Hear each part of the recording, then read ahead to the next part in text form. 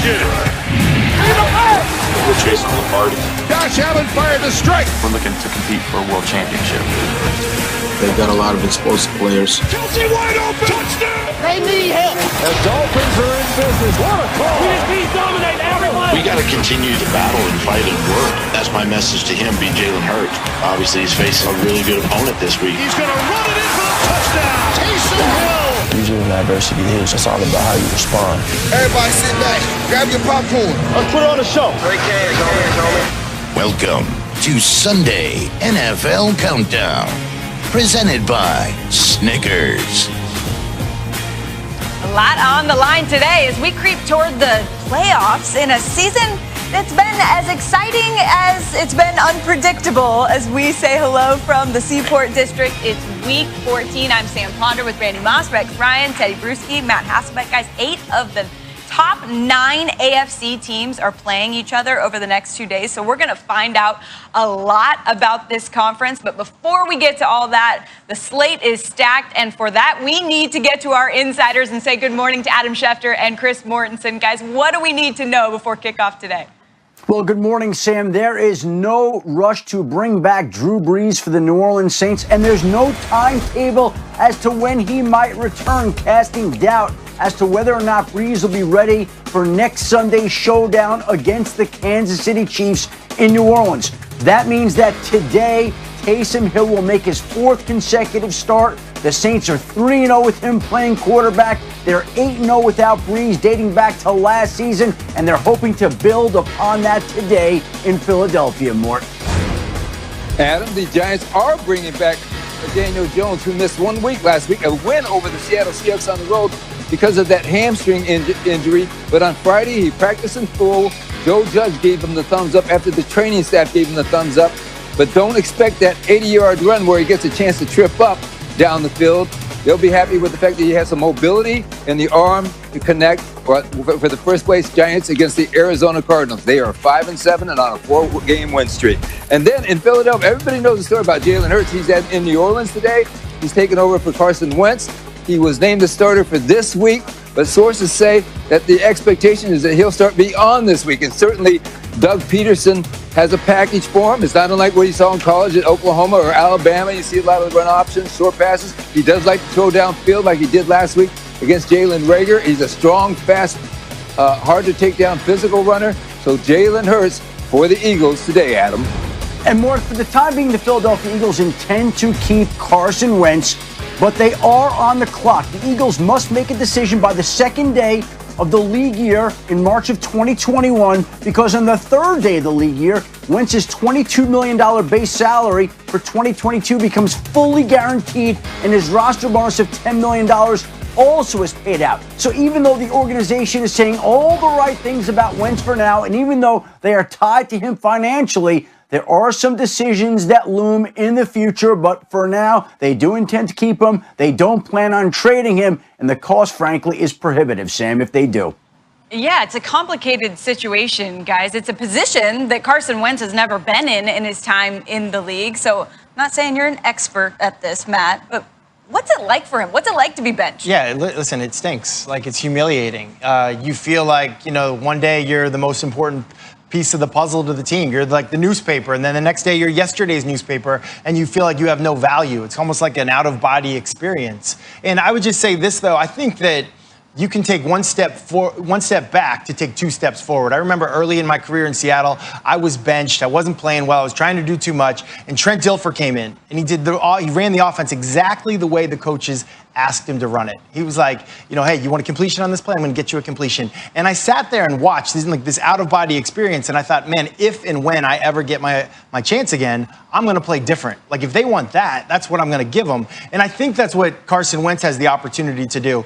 Jalen Hurts is going to go out there and he's going to run the offense the way that it should be. He's like a rookie, basically. I'm going to go out, I'm going to get completions. I'm going to stay ahead of the change. It's going to be 2nd and 5. He's not going to lead the league in interceptions and turnovers and sacks. He's just going to play within the system, within himself. And I would expect Carson Wentz will get another shot at some point, and we'll see a better version of him. But right now, Sam, it's miserable. It is absolutely miserable. You want your team to win, but you're hurting, you're struggling, and you just don't even have the words and the emotions right now. And if you're Carson Wentz's teammate, you hope he's upset. You hope that this bothers him because, truthfully, everybody needs a slice of humble pie once in a while in their careers, and that's what he got served up. So I think it's important. You've got the experience you're talking about, who he is now.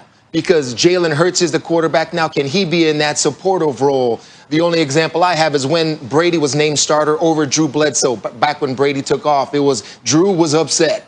Drew was really upset. People that close to him knew how upset he was. He just got a big contract. This is my team.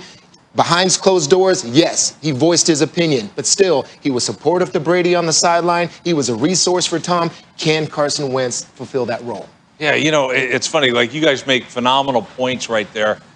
But Sam talked about how this has never happened to Carson Wentz before.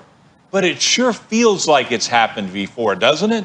Like, it almost feels like he got benched during that Super Bowl run. He didn't. He was injured. So this is all new to him.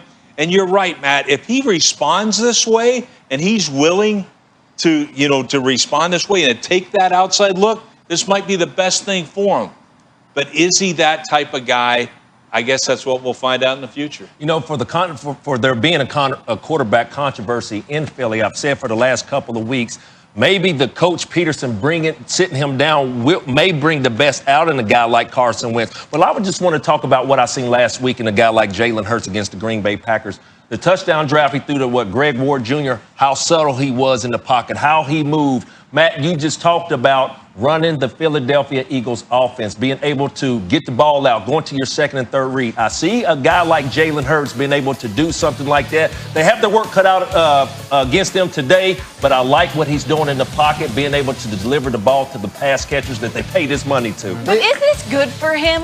Like, if you're Jalen Hurts, you got to know the leash is very short when you've got a guy that's making $100 million sitting on the bench waiting to get back in. And from Adam's report, by all intents and purposes, in terms of Philly's perspective, they're expecting to get Carson back. So how long is the leash? You throw a couple picks and you're pulled? We talked about the reset button that was needed by Carson Wentz. You can tell Doug Peterson was trying to coach him out of his struggles, and that just wasn't happening. And so this is your last resort, and you have to do it. I think it's good for Carson Wentz. I mean, I think of the situation that he's been in for the last couple years, and the Philadelphia Eagles won a Super Bowl, and he had to watch. And the guy that won the Super Bowl, that was the MVP, they got rid of.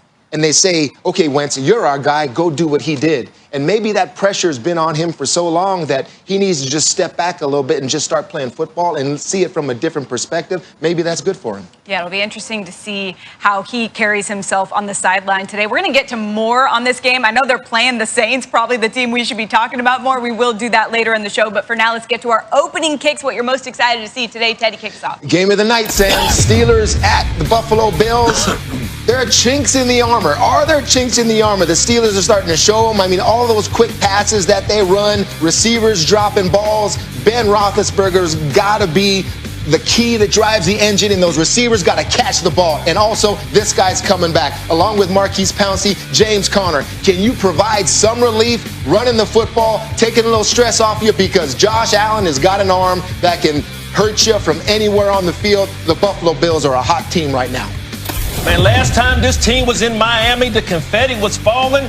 Man, Super Bowl champs, last year's team, Kansas City Chiefs. They are going into Miami today. Man, this Miami defense is hot. Ninth in the National Football League in red zone, but these two quarterbacks are playing at a high level. Quarterback Byron Jones and, man, the under quarterback Xavier Howard leads the league with 8 interceptions. Hey, Kansas City, you putting your show on the road. No sloppy balls in the air, or are they going back to the house? It's a big game going down in Miami. Can't wait to watch this one. How about this big game? Tampa Bay versus Minnesota.